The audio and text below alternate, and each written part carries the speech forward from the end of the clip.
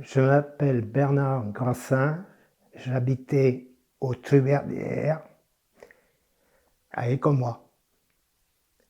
Mes parents étaient hébergeurs. On hébergeait des gens de passage, des prisonniers évadés, des pilotes ou membres de forteresse qui s'étaient parachutés et qu'on arrivait à accueillir par la résistance qui était amenée chez nous. Ils faisaient un court séjour, parce que ils arrivaient le soir, et le lendemain matin, ils étaient déjà partis. Ils dormaient quelques heures et ils repartaient. Mon père travaillait au Mans, il faisait la route tous les jours, en vélo, quel que soit le temps, été comme hiver. Et ben, il recevait là où il travaillait Chappé, une usine qu'il y avait par la rue nationale. Et il devait avoir des contacts avec la résistance, qui devait le prévenir que dans les jours qui venaient, il y avait des gens qui allaient passer, quoi. Parce qu'ils étaient attendus toujours. La porte, ils arrivaient, la porte était ouverte pour tout le monde. Hein. Je sais qu'il y a eu des Belges. J'ai vu, le souvenir le plus fort que j'ai eu, c'est peu de temps avant la libération, un jeune Canadien qui a sauté d'un bombardier, qui était touché, et qui a été récupéré. C'était un gamin, il avait 17-18 ans, c'est tout. Hein. C'était un mitrailleur de queue. Et dans la nuit, il y a eu du bruit dans la maison, ça m'a réveillé. Je suis sorti de ma chambre et je suis allé voir. J'étais prié d'ailleurs de me remettre au lit. Et le lendemain, j'ai eu une sacrée leçon de morale en me disant que je n'avais rien vu ni quoi que ce soit. Hein. C'était mes rêves que j'avais vus. Une nuit, 2 nuits, va pas y partir. Hein. Il y en a qui remontaient jusqu'à Château-du-Loir, même plus loin, qu'aller vers Tours, pour essayer de passer la ligne de démarcation à l'époque. Ou à Château-du-Loir, ils prenaient le train qui les emmenait sur Rennes.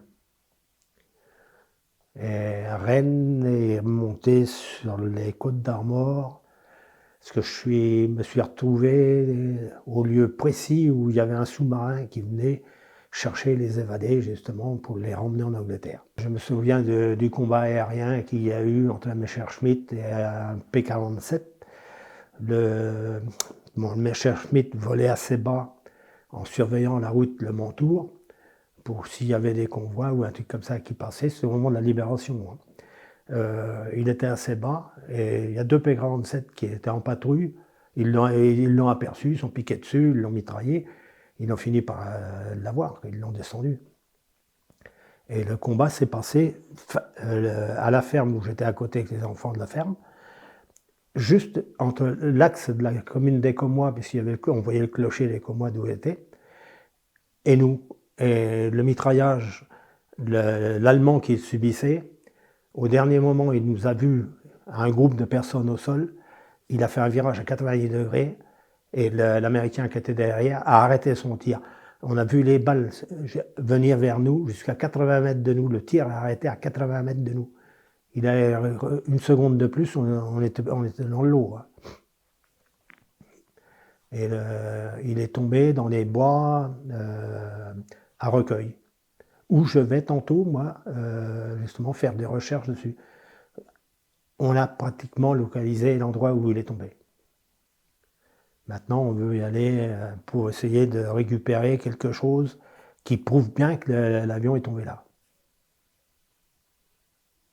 Est-ce que vous vous rappelez de la première fois que vous avez vu un soldat allié? Le soldat allié, c'est ce petit Canadien là, qui était à la maison. C'est le premier que j'ai vu. Et peu de temps après,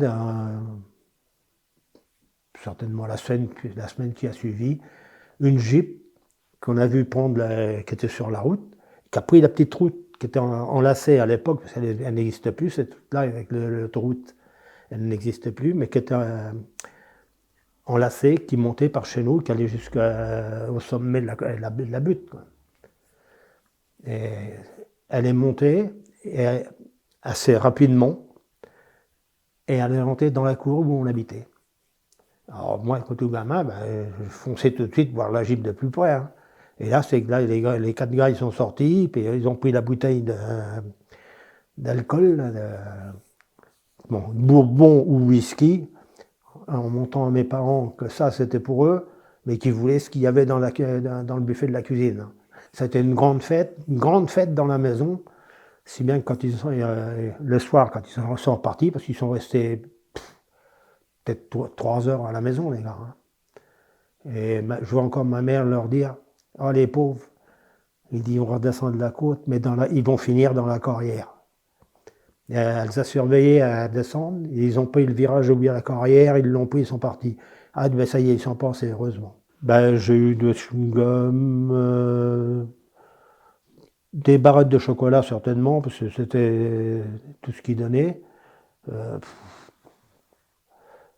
Si, j'ai eu la gourmette, le couteau, là, avec la chaîne. Ce couteau-là. Ben, tous, ils m'ont donné quelque chose. Là. Sur ça, je te vous dis, j'ai eu une gourmette que je ne peux pas arriver à retrouver. J'ai eu un collier, un genre de collier comme ça.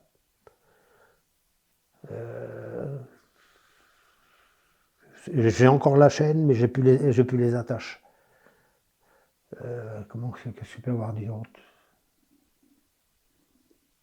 Je n'ai plus le souvenir. Ce couteau-là, c'est sûr.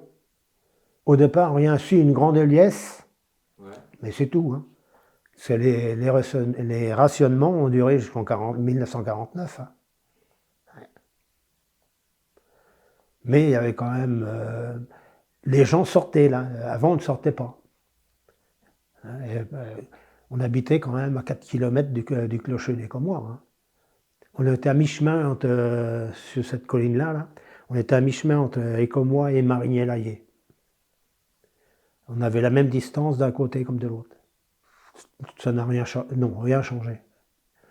À l'époque, il n'y avait rien. Il y avait rien pour, il y en a à qui ça a changé quand même quelque chose, puisque si ma mémoire est bonne, il y en a un que les Américains ils ont changé le cheval du fermier contre un GMC. Ça, je l'ai su qu'après. Hein. Ouais. Mais il y en a certainement d'autres qu'on a profité aussi. Hein. Jusqu'en 1948, on vivait un peu sur la libération. C'était ça qui comptait le plus, quand on était libéré. À l'époque, on ne bougeait pas. Hein. Mon père avait une bicyclette, c'est tout à la maison. Ma mère n'avait rien. Moi, j'allais à l'école à pied, je me tapais 4 km le matin et le soir.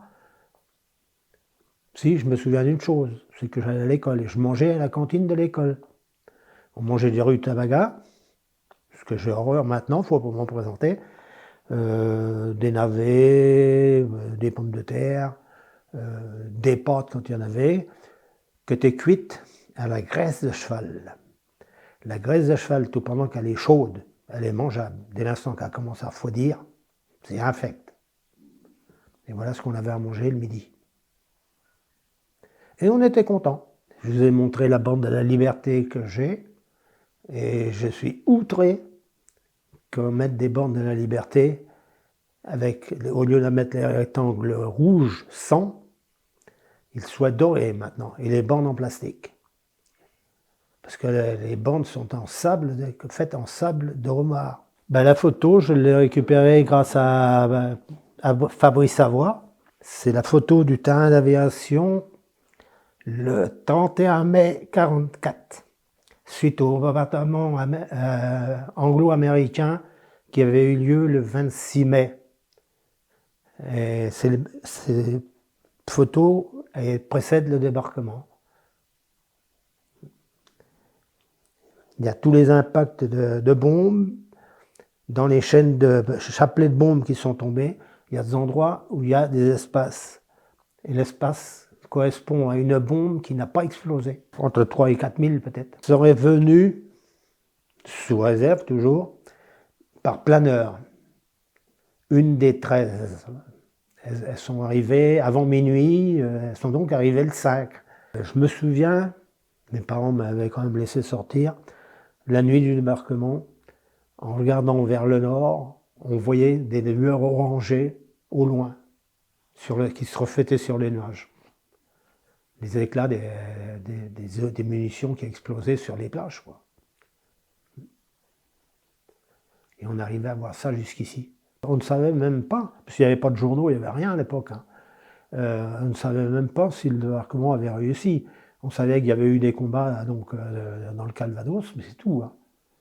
Sur les plages dans le Calvados, mais est-ce que le débarquement avait réussi? On n'en savait rien. Par contre, le lendemain, les cloches sonnaient partout, hein. Mais sans, ça ne donnait pas de message. On savait qu'ils avaient tenté de débarquer, mais est-ce que ça avait réussi? Parce que ça continuait toujours à canarder, hein. Quand on avait des gens de passage, soldats ou civils, qu'on hébergeait pour une ou deux nuits, les personnes étaient donc mises dans la pièce derrière, dans cette pièce qui me servait soi-disant de salle de jeu, dans laquelle il y avait un lit, une table, une ou deux chaises, puis 2-3 jouets de gamins, c'est tout. Et ma mère, s'il y avait une patrouille qui passait, qui venait frapper, parce qu'elle frappait aux maisons, hein, pour voir s'il y avait du monde à l'intérieur autre que les occupants normaux, alors, elle leur proposait de la soupe. Et elle relançait le feu de la cheminée et elle tapait avec la louche dans la marmite pour remuer la soupe, pour l'offrir aux soldats qui venaient. 6 entrées, je précise quand même, parce qu'ils entraient très rarement. Mais alors, en faisant tourner la soupe dans la machine, elle tapait volontairement dans la marmite, et la résonance dans la cheminée prenait les gens qui étaient dans la pièce en haut, derrière, de foutre le camp. Il y avait un passage derrière qui leur permettait de rejoindre un petit bois.